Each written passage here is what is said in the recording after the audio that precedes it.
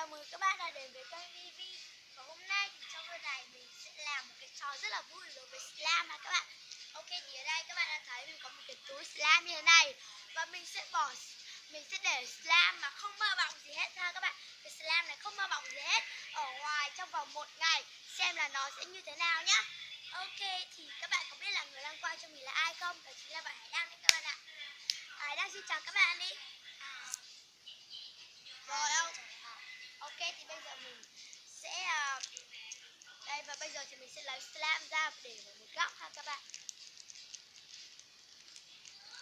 Các bạn hãy cùng chờ đón xem là slime sau một ngày mà không có bảo quản gì hết thì nó sẽ như thế nào nhá. Mình sẽ để 2-3 ngày gì đấy ạ các bạn.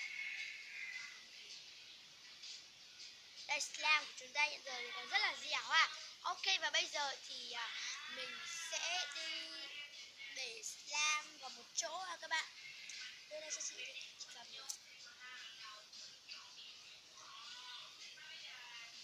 Đây, mình sẽ để ở chỗ này ha các bạn. Để đây sau 3 ngày xem là slime của chúng ta sẽ như thế nào ha. Đây, slime đây ha. Ok, và bây giờ thì mình sẽ dừng video này lại để sau 3 ngày thì mình sẽ tiếp tục quay tiếp để xem là slime của chúng ta sau 3 ngày thì nó sẽ như thế nào nha. Hi, xin chào các bạn. Thì sau hôm mình đã dừng video lại và bây giờ là 3 ngày hôm sau rồi đấy các bạn ạ. Ok, thì bây giờ chúng ta hãy cùng đi xem là slime của chúng ta đã thay đổi như thế nào nha. Bây giờ thì mình xem và bạn Hải Đăng lấy slime nó ra. Oh my gosh, các bạn ơi. Oh my gosh. Các bạn nhìn này, đây là slime của chúng ta sau 3 ngày để mà không có chất, không kiểu như là không bảo quản gì hết. Nó đã kiểu như là nó thành một cái gì nhỉ? Nó đã thành một cái gì các bạn ạ. Đây. Mùi này vẫn là đặc trưng của slime ha các bạn. Đó. Đây các bạn, nó thành cái gì luôn ý.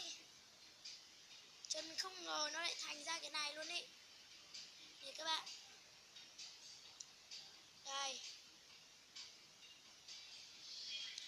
Ok, và đây là slime của chúng ta sau 3 ngày để nguyên và không bảo quản bất cứ một thứ gì hết ha các bạn.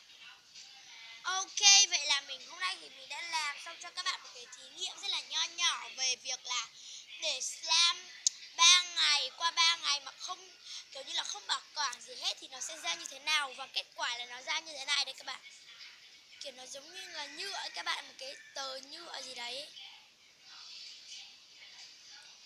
Đấy, các bạn, nó vẫn còn một cái kiểu như thế này đặc trưng của slime, và mùi thì nó vẫn giữ nguyên ha các bạn. Đây, nó còn có mấy cái này nữa này. Ok, thì bây giờ mình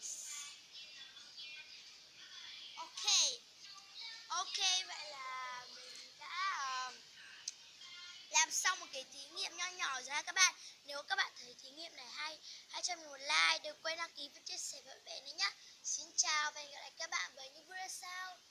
Bye.